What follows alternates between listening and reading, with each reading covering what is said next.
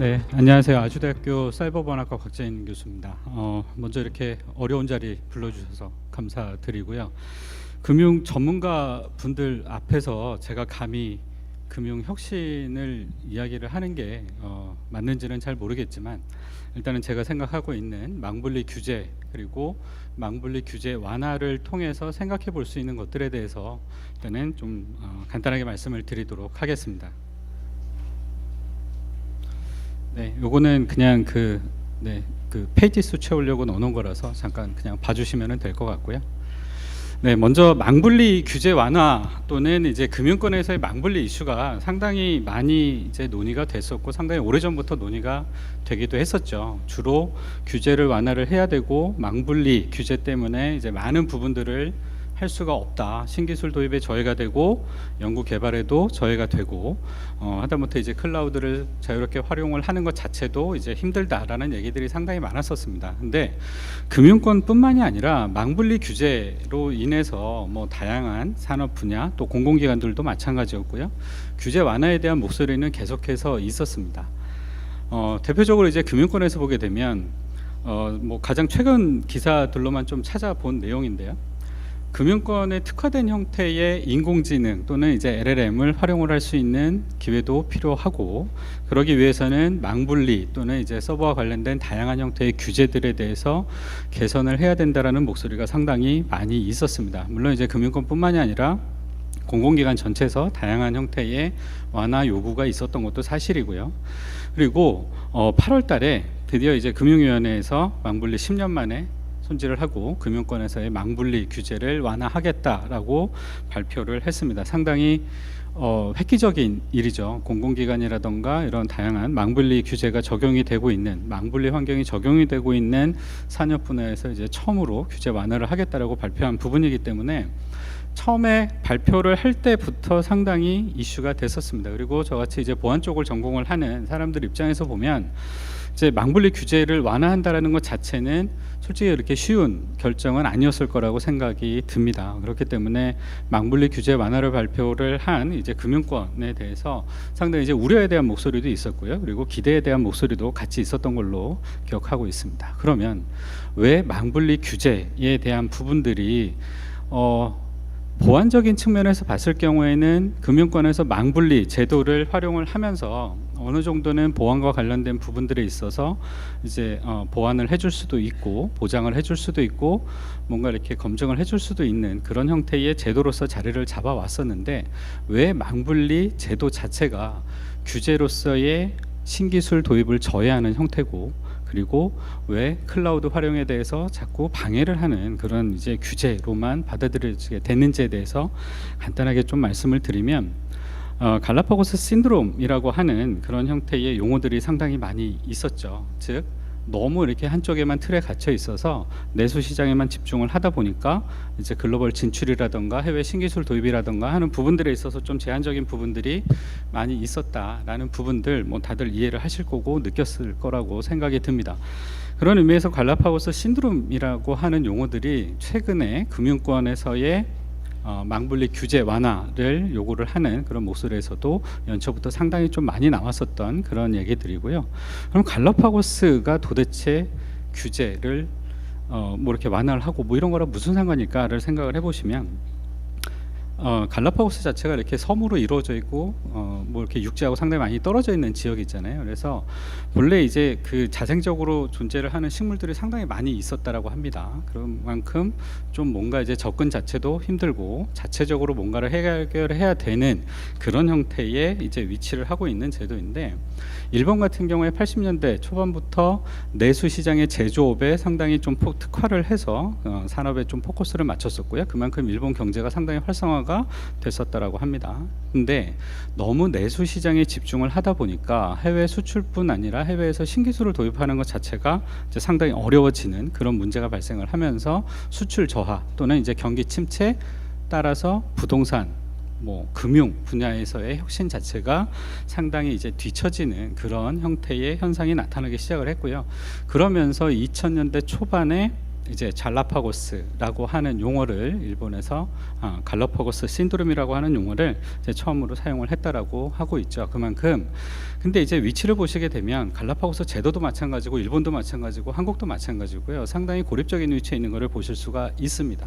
그러면 과연 갈라파고스 제도라고 명명을 할 만큼 망분리 제도 자체가 그렇게 이제 뭔가 혁신에 방해가 되는 요인이었을까를 한번 생각을 해볼 필요는 있을 것 같다라는 생각이 듭니다. 근데 망분리 제도 자체가 보안 관점에서 봤을 경우에는 어느 정도 보안 기능이라던가 아니면은 다양한 형태의 안전성을 확보를 하는데 도움을 준 거는 아마 아니다라고 얘기를 하시지는 않을 것 같고요. 다만 보안과 관련된 것뿐만이 아니라 새로운 기술 또는 이제 변화하는 IT 환경에 따라서 뭔가를 도입을 하고 새로운 기술을 적용을 하는 데에 어느 정도 걸림돌이 됐다라는 부분들도 상당히 많이 이해를 하실 것 같습니다. 그러면서 나오기 시작을 한 게 이제 K 갈라파고스라고 하는 용어들도 상당히 많이 나오기 시작을 했고요. 이거를 이제 잘라파고스에 빗대 가지고 뭐 콜라파고스 이렇게 얘기를 하시는 분들도 계시더라고요. 해외 출장 가보시면 구글맵으로 모든 걸 다 하시죠. 음식점 검색도 하시고 뭐 여러 가지 활동도 하시고 내비게이션으로도 활동을 하시는데 국내에서만 구글맵이 제대로 동작을 안 하는 거 보실 수가 있습니다. 그거에 대해서 상당히 많은 얘기들도 있었고요. 금융권만 따지더라도 외국계 은행이 국내에 진출을 했다가 이제 철수하는 사례들이 상당히 많아졌는데 그 이유들 중에 대부분이 우리나라의 과도한 금융 규제라는 부분들 얘기를 하고 있습니다.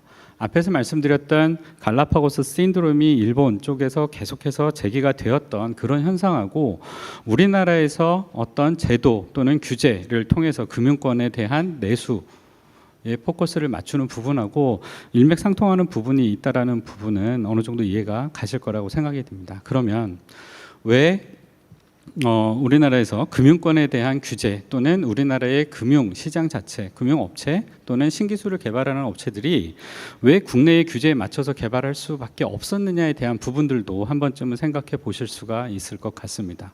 당연히 내수 시장에서의 뭔가를 하기 위해서는 당연히 국내 규제에 맞춰서 활성화된 뭐 그런 형태의 기술들을 만들어낼 수밖에 없었겠죠. 신기술을 개발을 할 때도 국내 규제를 우선적으로 따라야 된다라는 부분들은 뭐 이제 의심할 여지는 없었을 것 같고요. 그렇기 때문에 국내 기술 또는 국내 규제에 맞춰 가지고 뭔가를 쭉 개발을 했는데 이 부분이 국내의 규제가 너무 과도하게 되기 시작을 하다 보니까 이 과도한 규제 내에서 개발한 신기술이라든가 서비스라든가 이런 녀석들을 해외에다가 수출하는 것 자체가 상당히 어려워졌습니다. 국제에서 활용되고 있는 국제적으로 통용되고 있는 기술이라든가 규정이라든가 규범에 맞지 않는 그런 형태가 나오기도 시작을 한 것이죠. 그러다 보니까 이제 K 갈라파고스라고 하는 용어들도 상당히 많이 나오게 된 것 같고요. 그런 부분에서 금융권에서 망분리 자체에 대한 규제를 완화하겠다라고 발표한 부분은 상당히 이제 고무적인 현상이라고 생각을 하고 있습니다. 그러면서 8월 달에 금융 분야에 대한 망분리 개선 로드맵이 발표가 됐고요. 주요 내용은 뭐 너무나 잘 아시겠지만 일단은 물리적인 망분리 환경에서 논리적인 망분리 환경으로의 개선 부분이 나와 있고요. 그 다음에 이제 AI라고 하는 생성형 AI, 뭐 작년부터 너무나 많은 이슈가 됐었던 그런 내용들이죠. 이제 생성형 AI를 활용을 하는 그런 이제 가능성 자체도 이제 생기게 된 부분이고요. 그리고 늘 이제 고민거리였던 연구개발망에서의 이제 조금 더 활용도가 좀 더 높아질 수 있다라는 형태로 발표가 됐습니다. 네. 주로 내용을 보시게 되면 주로 이제 클라우드를 활용을 할 수 있는 기회가 나오기 시작을 할 것이고요. 인공지능 기술이라고 하는 녀석을 적극적으로 활용을 할 수 있는 그런 가능성도 확보가 된 부분이고 신기술이라든가 아니면은 뭐 혁신 서비스를 갖다가 개발을 하기 위한 개발 환경에 대한 부분들도 어느 정도 큰 변화가 일어날 거라고 생각이 듭니다. 그래서 금융혁신이라고 하는 녀석을 좀 찾다 보니까 이미 금융규제 샌드박스에서 상당히 많은 다양한 혁신 서비스들을 지정을 해놨더라고요. 그래서 보시게 되면 이미 이제 그 제가 자료를 준비를 하는 10월, 올해 10월 요 기준으로 했을 때 이제 총 한 370여 건의 금융 혁신 서비스가 지정이 되어 있고 그 중에 올해 이제 30여 개의 서비스가 이제 새롭게 지정이 됐는데 올해 지정된 대부분의 서비스들이 전부 다 네, 클라우드 또는 이제 인공지능 또는 이제 빅데이터를 활용을 하는 쪽에 포커스가 맞춰서 선정이 되었습니다. 그리고 오기 전에 이제 잠깐 찾아봤더니 벌써 이제 뭐 400개가 조금 넘어간 형태로 현재 이제 혁신 서비스가 지정이 되어 있더라고요. 근데 이 혁신 서비스 자체는 주로 이제 그 핀테크 업체라던가 이런 부분들, 그리고 여러분들이 사용을 하고 있는 뭐 간편 결제 또는 뭐 이런 뭐 간편 인증에 관련된 그런 내용들이 좀 주를 이루고 있었던 걸로 제가 확인을 했었고요.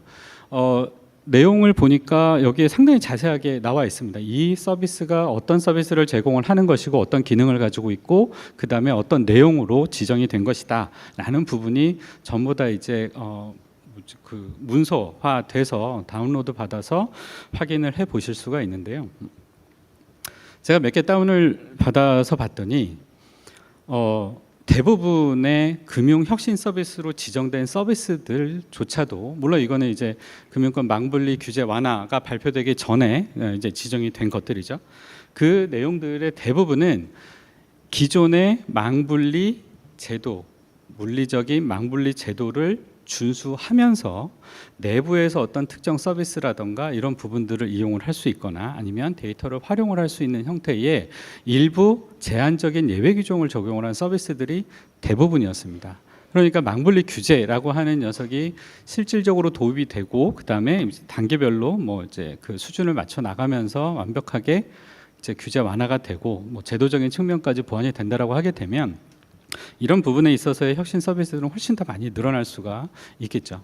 그리고 그런 서비스도 있더라고요. 그러니까 그 금융권 내부에서 MS 오피스를 쓰기 위해서 물리적인 망분리 규제를 준수하면서 내부에서 오피스를 사용을 할 수 있는 것까지도 금융 혁신 서비스로 지정이 되어 있었습니다. 그게 과연 그렇게 어려운 일이었을까를 생각을 해보게 되면 망분리 제도가 어느 정도 이제 완화가 되거나 개선이 되는 부분들은 이제 시대의 흐름에 맞춰서 좀 필요하지 않을까라는 생각도 들기도 하고요.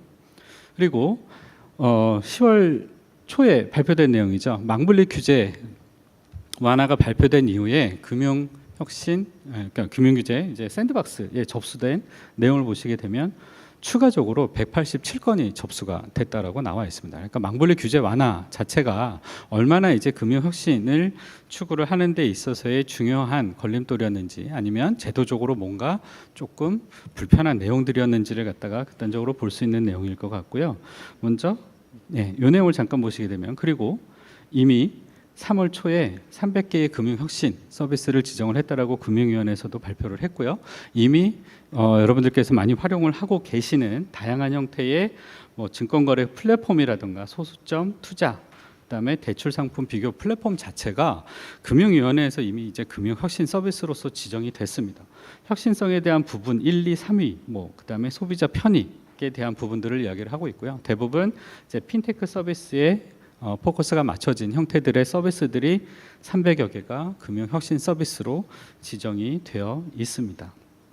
자, 그러면 현재까지도 금융권에서의 망분리 규제가 적용이 되고 있는 상황에서도 금융 혁신과 관련된 여러 가지 활동들은 뭐 공공기관 차원도 그렇고 이제 여러 가지 활동들이 있었는데요. 금융 혁신이라고 하는 녀석을 망분리 규제를 통해서 과연 좀 더 할 수 있을 것인가, 어떻게 할 수 있을까? 그러면 망분리 규제가 완화가 되면, 개선이 되면 금융권에서의 혁신 서비스가 엄청나게 늘어날 것인가에 대한 부분들을 한번 고민을 해볼 필요가 있을 것 같습니다. 자, 앞에서 봤던 그림인데요. 보시게 되면 기존에 있는 물리적인 망분리 환경에서 논리적인 망분리 환경으로의 개선안이 발표가 되면서 다양한 형태의 데이터들도 활용을 할 수도 있고요. 여러 가지 서비스들을 추가적으로 활용을 할 수가 있습니다. 그리고 데이터를 내부에서만 활용을 하는 게 아니라 허용되는 범위 내에서 외부에서도 활용을 할 수 있는 기회가 확보가 되기 시작을 하겠죠. 그리고 다양한 형태의 뭐 개인정보 에 대한 부분들도 가명화에 대한 내용을 통해서 활용을 할 수 있는 형태가 되고요. 당연히 금융혁신이라고 하는 의미를 봤을 경우에 기존에 못하던 거를 하게 되면 혁신 서비스라고 볼 수가 있겠죠. 안 하던 부분을 하는 거니까요. 그리고 실제로 우리말 사전에 찾아보면 혁신은 기존의 방법, 조직, 도구 등등등을 전부 다 새롭게 바꾸는 걸 혁신이라고 정의를 하고 있고요. 우리말 서전에 금융혁신이라고 하는 용어가 없을 거라고 생각을 하시겠지만 전자정부 누리집에서 운영을 하고 있는 우리말 사전에서 금융혁신이라고 하는 용어를 찾아보시면 변화하는 IT 환경, 인터넷 발전 환경에 맞춰서 새로운 형태의 결제 방법이라든가 결제 수단을 제공을 하는 걸 금융혁신이라고 정의를 하고 있습니다. 그런 의미에서 보게 되면 앞에서 보셨던 대부분의 금융혁신 서비스로 이미 지정된 서비스들 같은 경우에 대출 플랫폼도 마찬가지고요. 간편결제도 마찬가지고 금융혁신의 의미하고는 상당히 맞아떨어지고 있죠. 근데 지금 보시는 것처럼 다양한 형태, 기존에는 못하던 녀석들을 망분리 규제가 완화가 되기 시작을 하면서 활용을 할 수 있게 될 겁니다. 그리고 클라우드에 대한 활용 가능성도 상당히 늘어나기 시작을 할 거고요.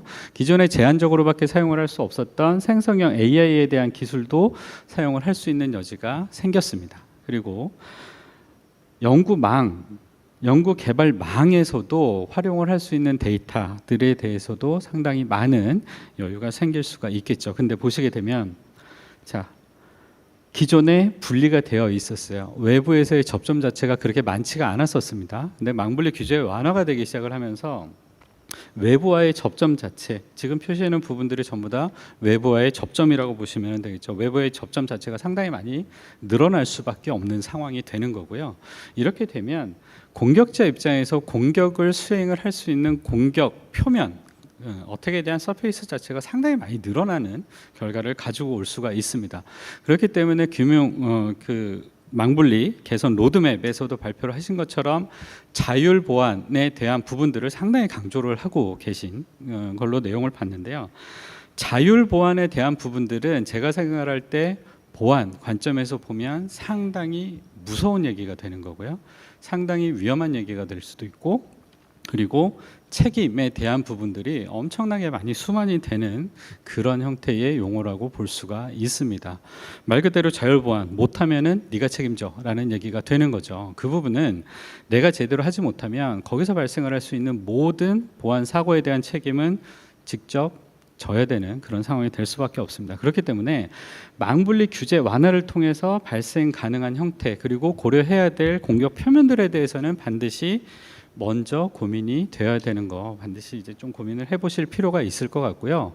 또 드리고 싶은 말씀은 망분리 규제 완화 자체가 금융 혁신으로 바로 이어지는 거는 아닐 거라고 저는 개인적으로 생각을 합니다. 그 전에 상당히 많은 고민이 필요할 것 같고요. 상당히 많은 연구가 필요할 것 같습니다. 그렇기 때문에 이제 망분리 로드맵에서도 1, 2, 3단계 나눠서 시행을 하는 걸로 얘기를 하고 계시고, 보안과 관련된 부분이라든가 이런 부분들, 서비스에 대한 부분들 전부 다 컨설팅도 수행을 하시고 점검 도구도 제공을 하시겠다라고 얘기를 하고 계신 거죠. 그렇기 때문에 그 부분은 충분히 고려가 되어야 될 것 같습니다. 그럼에도 불구하고 망분리 규제라고 하는 제도가 완화가 되기 시작을 하게 되면 협업 체계라든가 업무 환경의 연속성을 충분히 확보를 할 수가 있겠죠. 외부에서의 업무 환경이라든가 내부에서 스마트폰을 이용을 한다라든가 뭐 다양한 형태의 디바이스들을 활용을 하는 그런 형태의 협업 환경이 뭐 자연스럽게 이제 완성이 되기 시작을 할 거고요. 그 부분을 통해서 이제 업무에 대한 효율성이라든가 편의성 자체도 상당히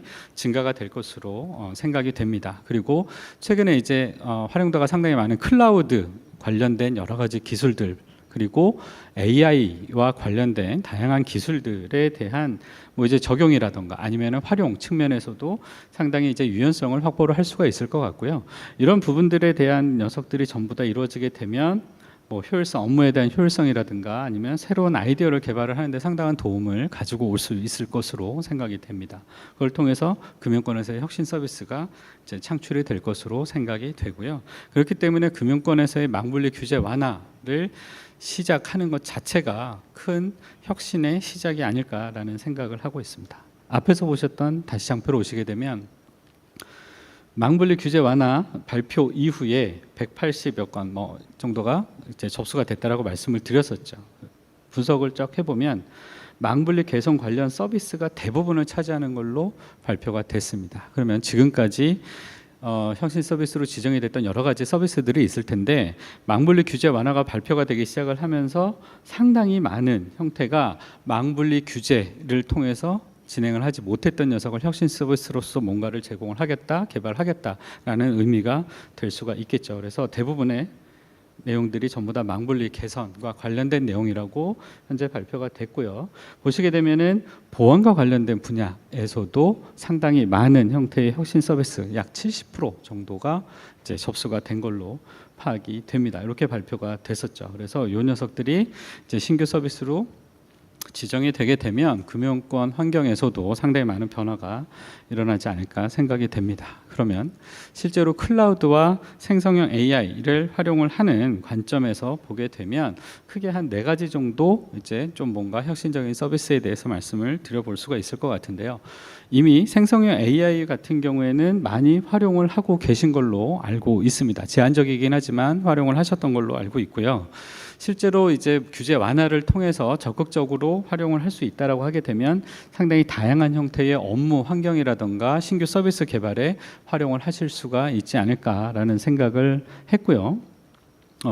대부분의 금융권에서 생성형 AI를 가지고 이제 망분리 규제 완화와 맞물려서 혁신 서비스를 갖다가 뭐 이제 추진을 하는 내용은 대부분 AI 기반의 이제 챗봇이 아닐까라는 생각이 듭니다. 기존에도 전부 다 뭐 이렇게 그 인공지능 기반의 뭐 이제 상담 서비스, 챗봇 상담 서비스를 제공을 하신 걸로 알고 있는데요. 제가 봤을 때는 지금까지 제공을 하셨던 대부분의 인공지능 기반의 챗봇 상담은 키워드 또는 단어에 매핑을 해서 자동 응답을 해주는 형태의 서비스였던 걸로 확인이 됩니다. 저도 실제로 이용을 해봤을 때 제가 원하는 답은 그게 아닌데 단어에 포커스가 맞춰진 형태의 답변이 나오는 것도 볼 수가 있었고요. 근데 생성형 AI라고 하는 기능을 적극적으로 활용을 하게 되면 그런 부분들에 있어서는 이제 고객 맞춤형 서비스라든가 아니면은 실질적으로 도움이 될 수 있는 상당히 이제 활용도가 높은 형태의 개인 서비스가 제공이 될 수 있을 거라고 생각이 들고요. 그리고 또 하나 제가 조금 관심 있게 봤던 부분들은 리스크 관리에 대한 부분들이 이제 생성형 AI 또는 LLM을 통해서 뭐 이제 다양한 형태의 인공지능 기술을 통해서 좀 더 이제 고도화되지 않을까라는 생각이 듭니다. 기존에 이제 데이터를 분석을 해가지고 다양한 서비스들을 많이 만들어낸 부분들도 있지만 실제로 이제 AI라고 하는 기능들이 적극적으로 활용이 되기 시작을 하게 되면 좀 더 혁신적인 서비스가 제공이 되지 않을까라는 그런 형태를 말씀드릴 수가 있을 것 같고요. 그리고 다음으로는 보안과 관련된 다양한 형태의 서비스들도 생각을 해볼 수가 있을 것 같습니다. 지금까지는 내부 데이터 또는 제한된 형태의 취약점, 위협 정보들을 가지고 대응을 했다라고 하게 되면 실제로 인공지능이라든가 이런 기술들을 적극적으로 활용을 했을 경우에 보안 사고 또는 보안 위협에 대한 예측이 가능하게 될 것 같고요. 그런 부분들을 통해서 좀 더 이제 적극적인 형태의 보안 기능으로 좀 활용을 할 수 있지 않을까라는 생각을 해보게 됩니다. 그리고 두 번째가 이제 작년에도 아마 이제 페이먼트 인사이트 세미나에서 많이 다뤘던 내용인 것 같은데요.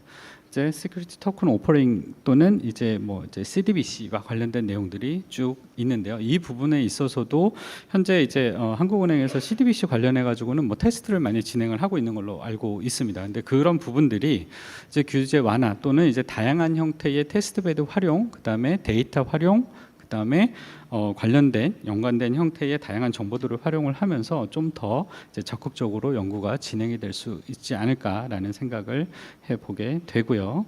예, CDBC 같은 경우에도 마찬가지입니다. 다만 이 녀석들 같은 경우에는 추가적으로 이제 규제라든가 법적 문제에 대한 사전 협의라든가 이제 해결을 해야 되는 그런 형태가 필요할 것 같고요.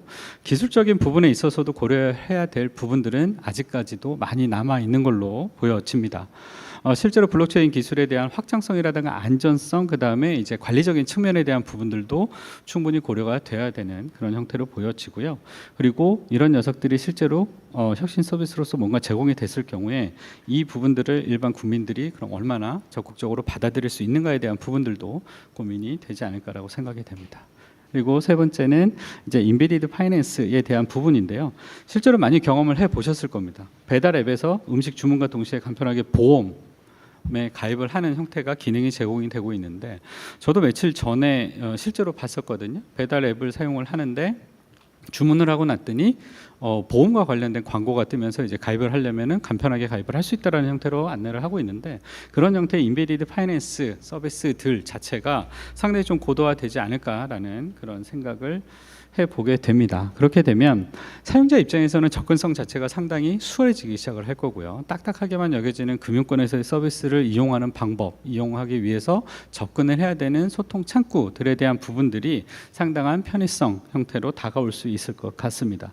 그렇게 되면 이제 새로운 형태의 금융 모델, 비즈니스 모델 등등이 창출이 될 수 있는 그런 형태가 되지 않을까라고 생각이 들고요. 이런 형태의 자체가 금융 환경에서는 상당히 혁신적인 변화가 아닐까라는 생각을 하게 됩니다. 그리고 또 하나는 이제 인카 페이먼트에 대한 부분인데요. 많이 경험을 해 보셨을 겁니다. 차에서 주문을 하고 드라이브 스루 이용을 해서 이제 뭐 음식을 받거나 뭐 하는 형태가 되게 되는데, 제가 여기서 조금 더 이제 주목을 해서 봤던 부분들은 이제 금융 환경에서의 뭐 망분리 규제 완화라든가 AI를 갖다가 적극적으로 활용을 하고 데이터에 대한 활용도 자체가 상당히 많이 높아지게 되면 그런 부분들을 활용을 해서 데이터 기반 서비스를 실제로 제공을 할 수 있지 않을까라는 생각을 하게 됩니다. 차량 운행 데이터 또는 이제 결제 데이터하고 뭔가 이제 결합을 해서 새로운 형태의 서비스를 갖다가 생각을 해볼 수도 있을 것 같고요. 그렇게 되면 이제 개인 맞춤형 운전 습관에 따라서 뭔가 특정 금융 서비스를 제공을 한다라든가, 뭐 자동차 보험에 대한 안내를 해줄 수도 있겠죠. 그런 형태의 상당히 다양한 형태 따라서 뭐 혁신적인 서비스를 제공을 할 수 있지 않을까라는 생각을 해보게 됐습니다. 이 부분들은 단순하게 이제 망분리 규제 완화, 그리고 거기에서 이제 이야기를 하고 있는 클라우드 또는 이제 AI를 활용을 하는 관점에서 조금 이제 생각을 해서 말씀을 드렸던 부분입니다. 그리고 마지막으로 말씀을 드리면 상당히 많은 이야기들을 하고 있죠. 클라우드도 이용을 할 수 있어. 이제는 클라우드 이용을 할 수 있어. AI도 적극적으로 활용을 할 수도 있어. 너네 업무 개발, 뭐 개발망 활용을 할 때도 상당히 괜찮아라고 하게 되는데, 로드맵 맨 마지막에 나와 있는 이제 주요 질의응답 사례 부분입니다. 이 부분을 보시게 되면 이게 안 바뀌었네요. 제가 여기다 마킹을 했었는데 AI, 클라우드, 보안과 관련된 키워드들에 대해서 전부 다 이제 자주 나오는 질문들, 즉 고려해야 될 사항들이 쭉 나오게 되는데요. 여기서 쭉 보시게 되면 대부분의 답변으로 나와 있는 내용을 보게 되면 기존 규정 준수를 해야 돼, 추가적인 협의가 필요해, 사전에 승인을 받아야 돼, 도입 논의를 해봐야 돼, 그리고 앞으로 하기 전에 향후 논의할 거야, 앞으로 협의할 거야 라는 내용이 대부분입니다. 그리고 보안과 관련해 가지고는요, 보안 컨설팅을 하기는 할 건데 자율보안적인 부분들 니네 알아서 보안위원회 만들어야 돼. 자율보안과 관련된 얘기들을 상당히 많이 하고 있습니다. 즉 금융권에서의 망분리 규제 완화를 발표를 했지만 앞으로 넘어야 될 산이 엄청나게 많다는 얘기가 되는 거죠. 망분리 규제 완화를 발표했다고 해서 금융권 환경 자체가 갑자기 순식간에 바뀔 거라고는 생각이 안 됩니다. 뭐 여러분들도 그렇게 생각을 하실 것 같고요. 그래서 이렇게 이미 이제 사전에 협의를 해야 되고 사전에 처리를 해야 되고 해결해야 될 문제들이 아직까지도 상당히 많이 남아있기 때문에 너무 서비스 개발이라든가 이런 쪽에 대한 부분들에 포커스를 맞추는 것보다는요, 금융권 망분리라고 하는 제도 자체가 가지고 있었던 기본적인 취지와 그리고 망분리 규제 완화가 가지고 올 효과라든가 아니면은 기대할 수 있는 부분들을 얼마나 잘 활용을 하고 잘 응용을 할 수 있는지에 대해서 먼저 고민을 해보시면 새롭게 누구도 생각하지 못했던 금융권에서의 혁신 서비스를 만들어 나가실 수 있지 않을까라고 감히 전문가분들 앞에서 말씀을 드리면서 제 발표 마치도록 하겠습니다. 감사합니다.